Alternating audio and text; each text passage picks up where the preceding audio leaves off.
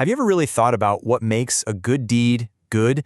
Today, we're diving into a really profound, kind of mind-bending idea from the ancient Diamond Sutra. And trust me, it challenges everything we think we know about generosity. So let's just start with this question right here.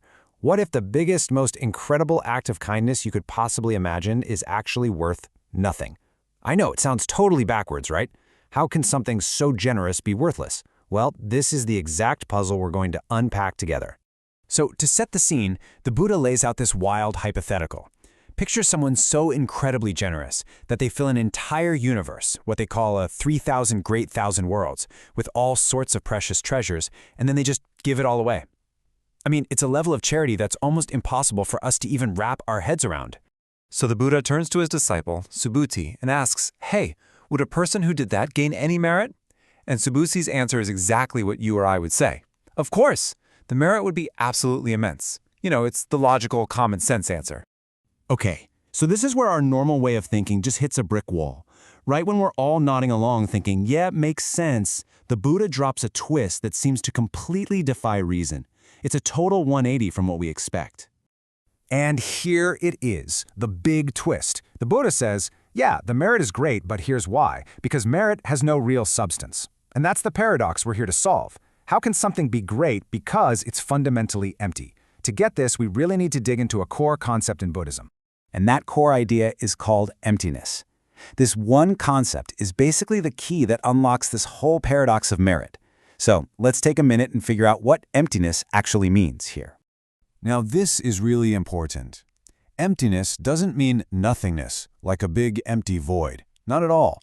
It's the idea that things, whether it's an object, an idea, or even merit itself, they don't have a fixed, solid identity on their own. Their nature isn't permanent. It all depends on our perception and its relationship to everything else. Okay, this is a brilliant way to think about it.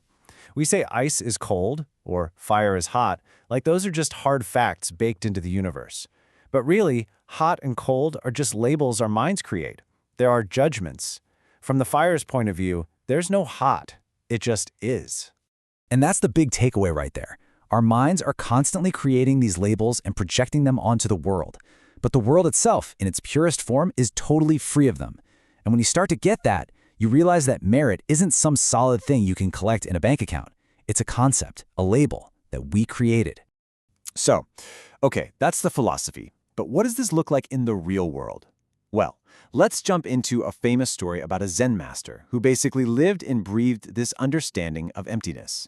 So here are the players in our story. First, you've got Master Tadian, a respected monk living a simple life up in a mountain cave. Then there's Han Tuiji, a powerful government official who really doesn't like Buddhism and is pretty skeptical of the whole thing. So to put the monk to the test, he sends a famous and beautiful courtesan named Hongrian to try and seduce him. So here's how it all goes down.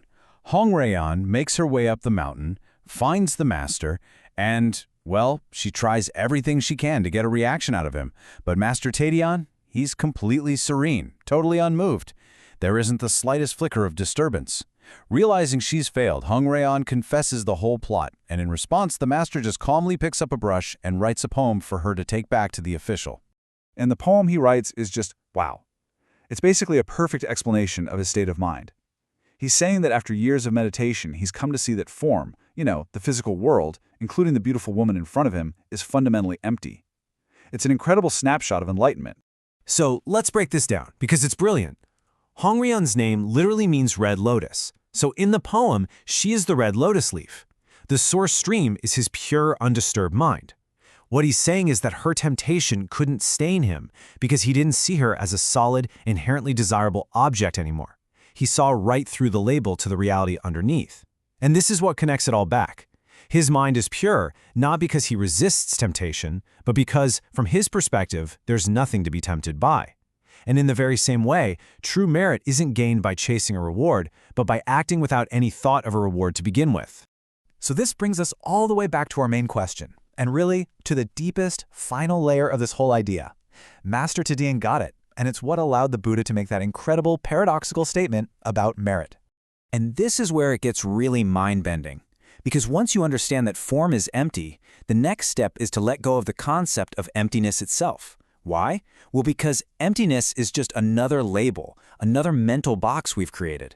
The ultimate goal is to see reality directly, with no filter, not even the filter of emptiness. And this leaves us with a really powerful question to think about in our own lives. If a good deed has no real substance, if there's no cosmic scoreboard keeping track of our merit points, then why do it?